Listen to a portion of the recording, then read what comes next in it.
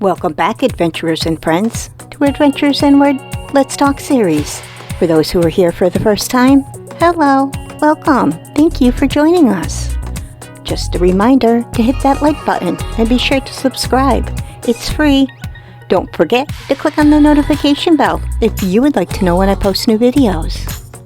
This is going to be a 3-part series encompassing surviving a suicide attempt, breaking it down as Part 1, the aftermath of suicide attempt, Part 2, getting support after a suicide attempt, and Part 3, supporting someone after a suicide attempt.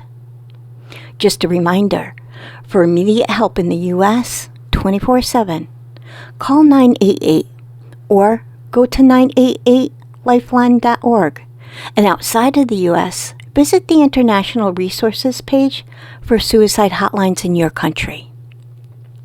Today, we will be looking at Part 3, supporting someone after a suicide attempt. So get yourself comfy cozy, open your heart, open your mind, and let's get into this. When a loved one attempts suicide, it's normal to be confused, frightened, or even angry. It's also normal to have questions, such as, why did they do this? Could I have stopped them?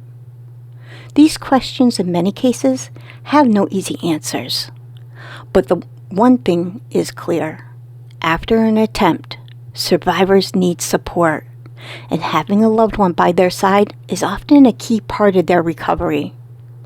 Along the way, it's important for their loved ones to take care of themselves as well and make sure they seek help if they need it.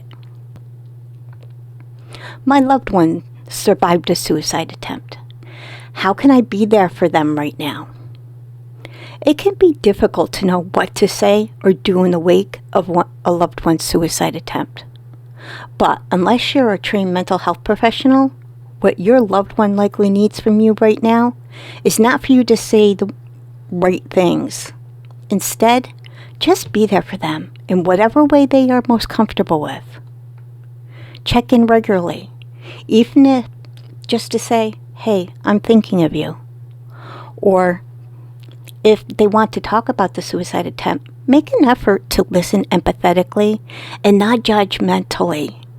Ask open-ended questions and give them the space to sort through their difficult feelings in the wake of the crisis.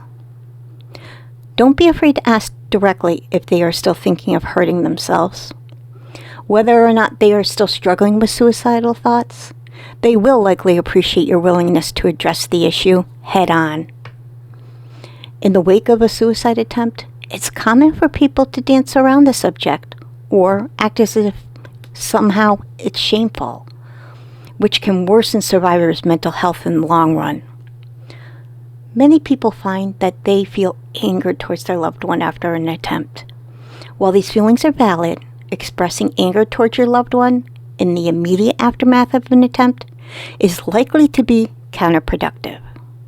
Instead, try to find an outlet for your own feelings, whether a therapist, a support group, or a trusted loved one, to make sure you are able to navigate your complicated emotions and support your loved one through theirs unconditionally. Practical help, too, can be valuable to survivors in the aftermath of a suicide attempt. Survivors may wish to locate longer-term mental health care, and if they don't, you should encourage them to, but maybe be unsure where to start.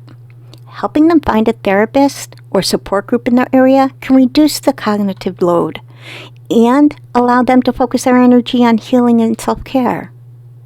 Encourage and support healthy habits like eating a nutritious diet, regular exercise, getting plenty of sleep, and getting outside if possible. I'm scared my loved one will try to hurt themselves again. What can I do?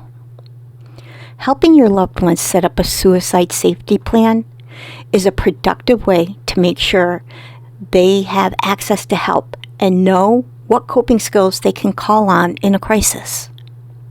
While not foolproof, studies suggest that safety plans greatly reduce the risk of future suicidal behavior and promote self-care among suicide attempt survivors.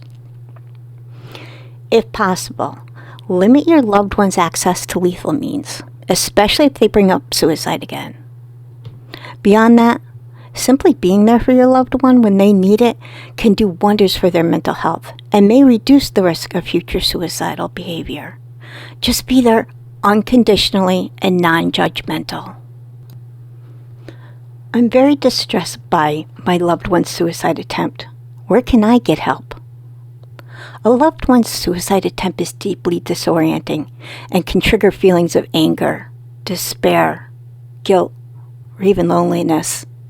It's common, too, for someone to feel that their loved one's suicide attempt was their fault. But many who struggle in the wake of a loved one's suicide attempt hesitate to seek help. In some cases, because they believe they should be grateful that their loved one survived and feel guilty-free for experiencing their darker emotions.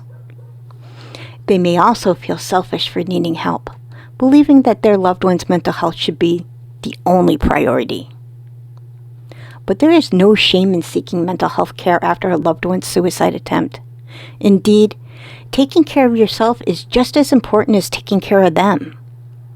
Asking your friends and family for emotional and practical support can be valuable, as can reaching out to a therapist or other mental health provider. Sharing the full scope of your feelings about your loved one's suicide attempt with a trusted other can allow you to better cope with them and will help you find the strength you need to support your loved one and help them get the care they need. Remember to be kind to yourself, give yourself grace, and always, always love yourself. Thank you for joining me.